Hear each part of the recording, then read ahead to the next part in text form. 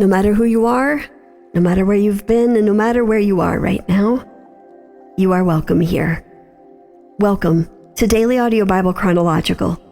I'm Jill, and today is the 14th day of June. Welcome, everyone. It's a brand new week. It's all a blank canvas right here in front of us.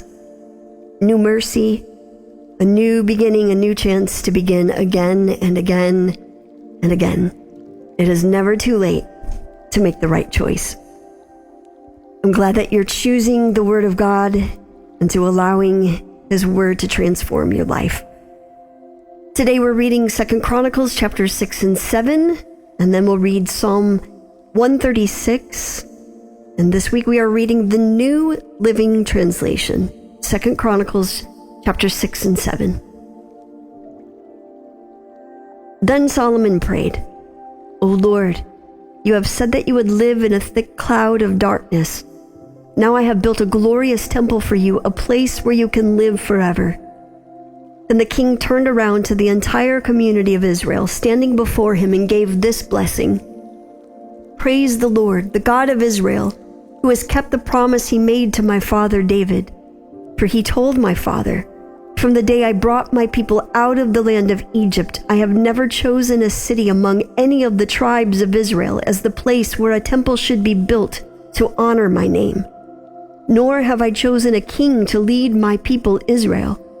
But now I have chosen Jerusalem as the place for my name to be honored, and I have chosen David to be king over my people Israel.'" Then Solomon said, "My father David wanted to build this temple to honor the name of the Lord, the God of Israel. But the Lord told him, 'You wanted to build the temple to honor my name.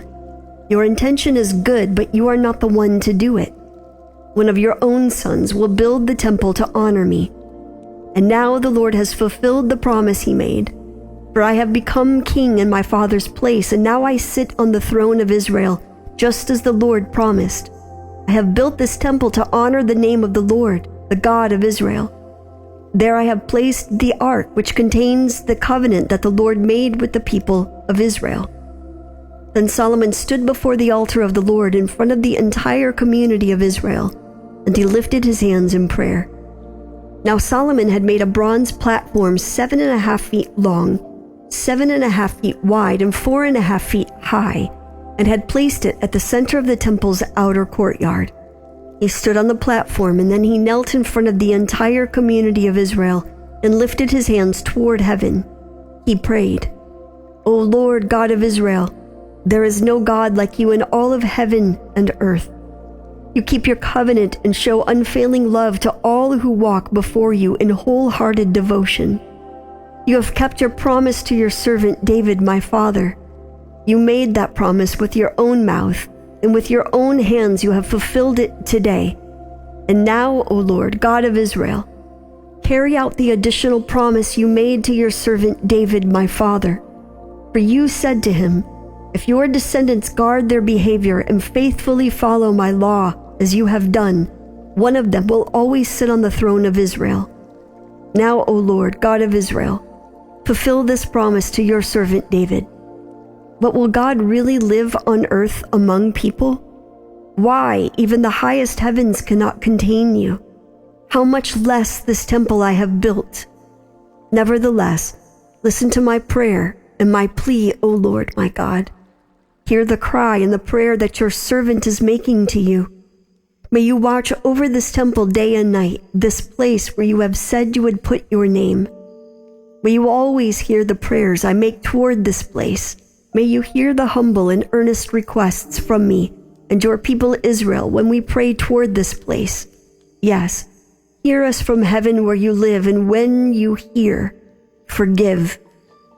If someone wrongs another person and is required to take an oath of innocence in front of your altar at this temple, then hear from heaven and judge between your servants, the accuser and the accused. Pay back the guilty as they deserve. Acquit the innocent because of their innocence.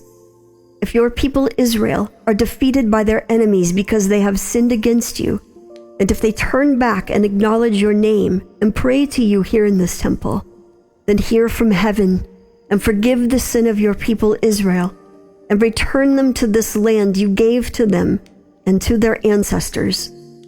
If the skies are shut up and there is no rain because your people have sinned against you, and if they pray toward this temple and acknowledge your name and turn from their sins because you have punished them, then hear from heaven and forgive the sins of your servants, your people Israel. Teach them to follow the right path and send rain on your land that you have given to your people as their special possession.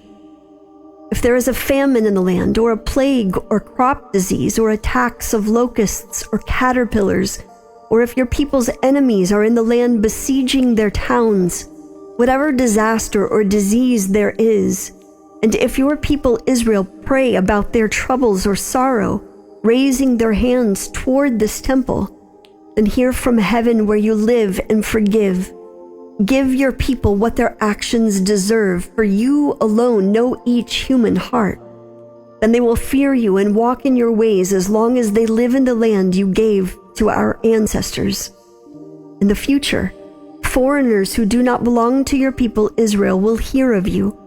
They will come from distant lands when they hear of your great name and your strong hand and your powerful arm.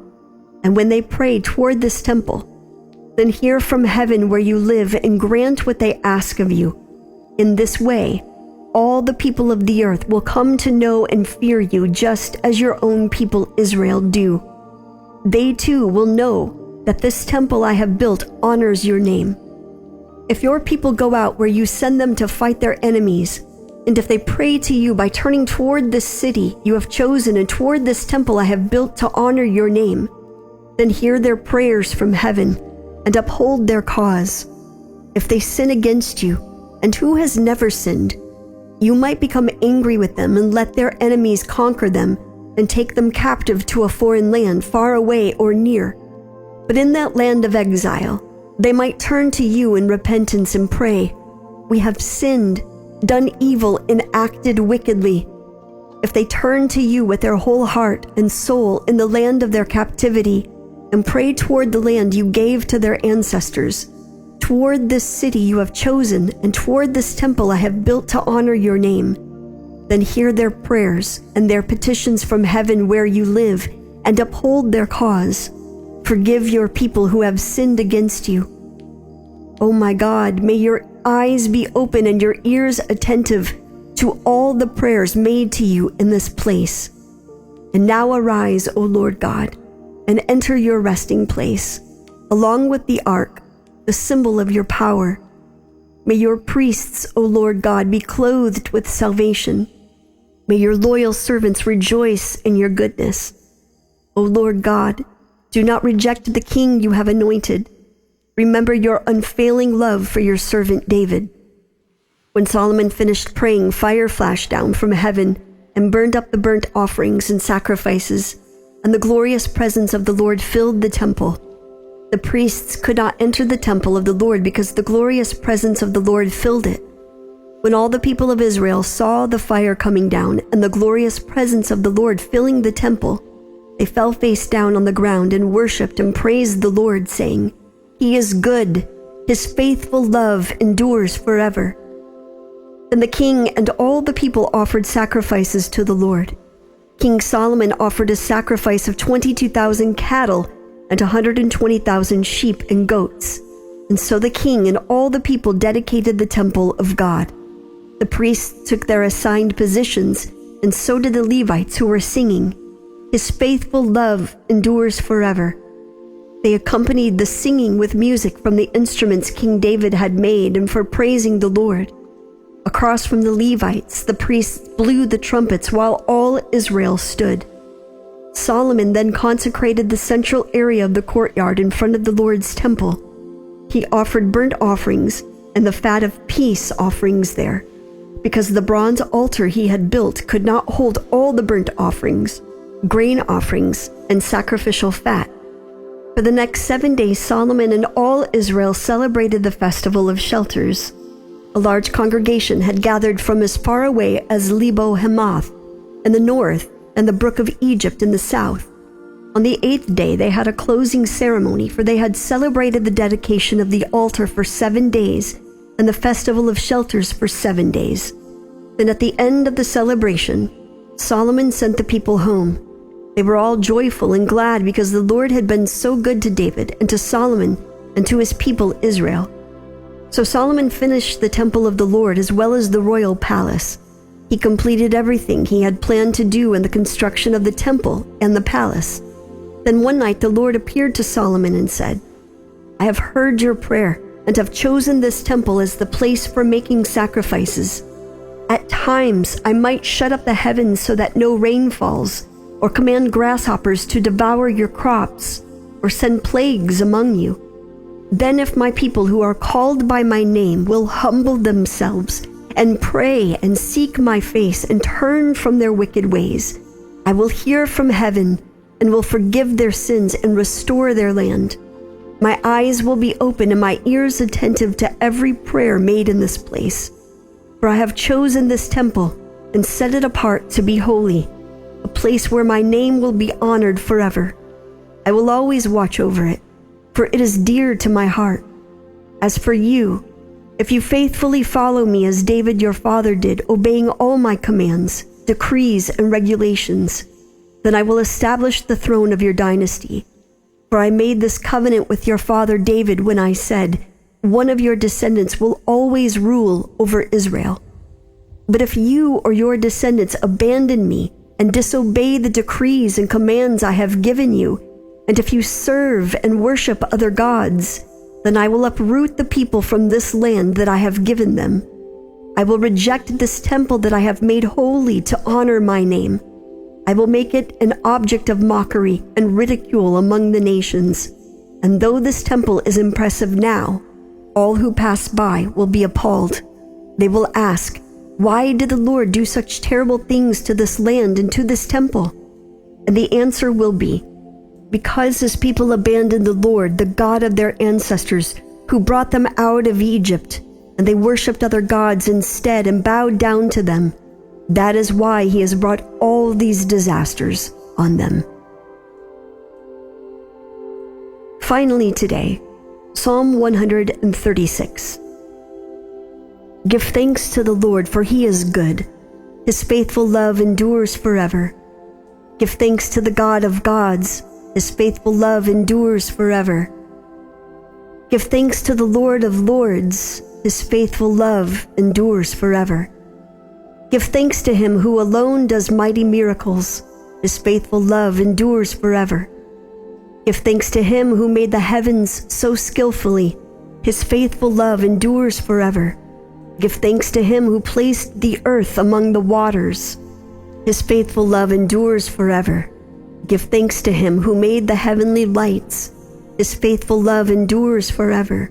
The sun to rule the day. His faithful love endures forever. And the moon and the stars to rule the night. His faithful love endures forever. Give thanks to him who killed the firstborn of Egypt. His faithful love endures forever. He brought Israel out of Egypt. His faithful love endures forever. He acted with a strong hand and powerful arm. His faithful love endures forever. Give thanks to him who parted the Red Sea. His faithful love endures forever. He led Israel safely through. His faithful love endures forever. But he hurled Pharaoh and his army into the Red Sea. His faithful love endures forever. Give thanks to him who led his people through the wilderness. His faithful love endures forever. Give thanks to him who struck down mighty kings. His faithful love endures forever. He killed powerful kings. His faithful love endures forever. Sihon, king of the Amorites. His faithful love endures forever. And Og, king of Bashan. His faithful love endures forever. God gave the land of these kings as an inheritance. His faithful love endures forever. A special possession to his servant Israel. His faithful love endures forever. He remembers us in our weakness. His faithful love endures forever. He saved us from our enemies. His faithful love endures forever. He gives food to every living thing. His faithful love endures forever. Give thanks to the God of heaven. His faithful love endures forever. Father, we thank you for your word. Thank you for this week. Thank you that you are faithful and that your faithful love does endure forever. Maybe we can't grasp the magnitude of that just now, but we are grateful. I am grateful here today. May we reciprocate that love and faithfulness to you and to those all around us. We give this week to you. Do what it is that you long to do through us, in us, among us. We'll give you thanks and praise. And I pray this all in the name of the Father, the Son, and the Holy Spirit. Amen.